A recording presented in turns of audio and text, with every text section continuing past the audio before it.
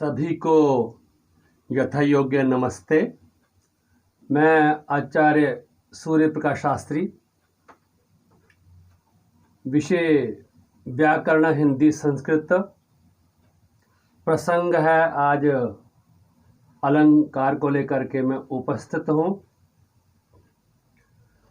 अलंकार शब्द का क्या अर्थ होता है? तो देखिए, अलंकार शब्द का अर्थ है आभूषण। अब अलंकारों की काव्य में क्या उपयोगिता है, यह प्रश्न उत्पन्न होता है।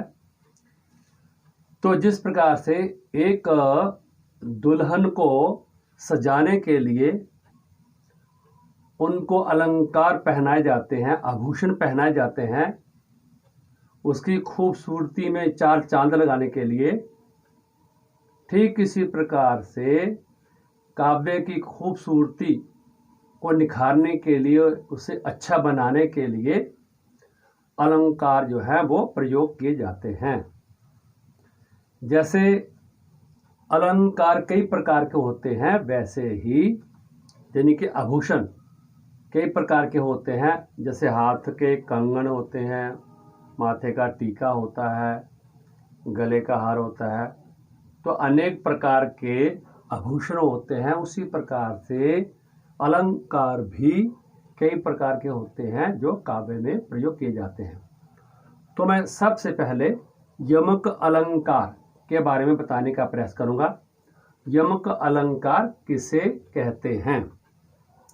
तो देखिए, जहां एक शब्द दो बार प्रयुक्त हो और उनके अर्थ अलग अलग या भिन्न भिन्न होवे, तो वहां यमक अलंकार होता है। जैसे कनक कनकते 100 गुणी, मादकता अधिकाय, ऊही खाए बोराय जग, यही पाए बोराय। तो यहाँ यह जो उक्त श्लोक है, इसमें कनक कनक ये शब्द 2 बार आया है।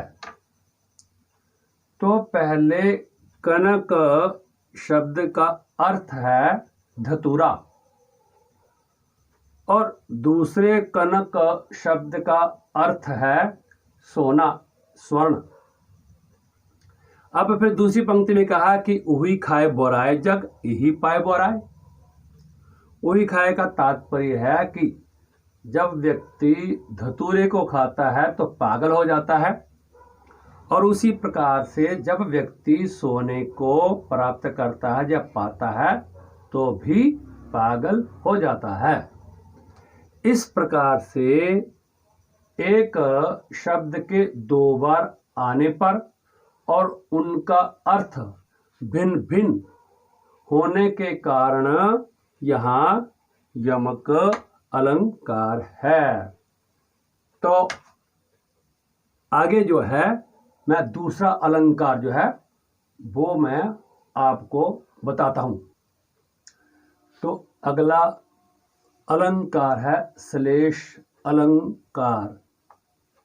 तो इसका लक्षण है जहां एक अनेक अर्थक शब्द के प्रयोग से अभिधा शक्ति के द्वारा अनेक अर्थों का बोध होता है, ज्ञान होता है, तो वहां श्लेष अलंकार होता है।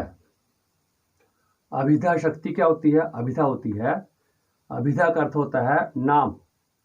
जब पुकारा जाता है तो उसे अभिधा शक्ति कहते हैं। उदाहरण है, रहीमन पानी रखिए, बिन पानी सब सून, पानी गए न उभरे, मोती मानुष चून। तो इसमें पानी जो शब्द है, व्याख्या की गई है कि जो पानी शब्द है इसके 3 अर्थ किए गए हैं। पहला है मोती, तो मोती के लिए पानी शब्द का जो अर्थ किया गया है वो है चमक। तो मोती के लिए चमक आया है। और मनुष्य के लिए यही पानी शब्द जो है वो तेज अर्थ में आया है।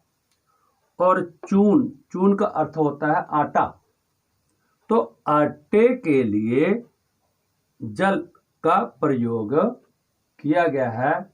इस प्रकार एक जो शब्द है जो अनेक अर्थों वाला है, उसके प्रयोग से कई अर्थों को अभिधा शक्ति के द्वारा निकालने के कारण यहाँ श्लेष अलंकार है।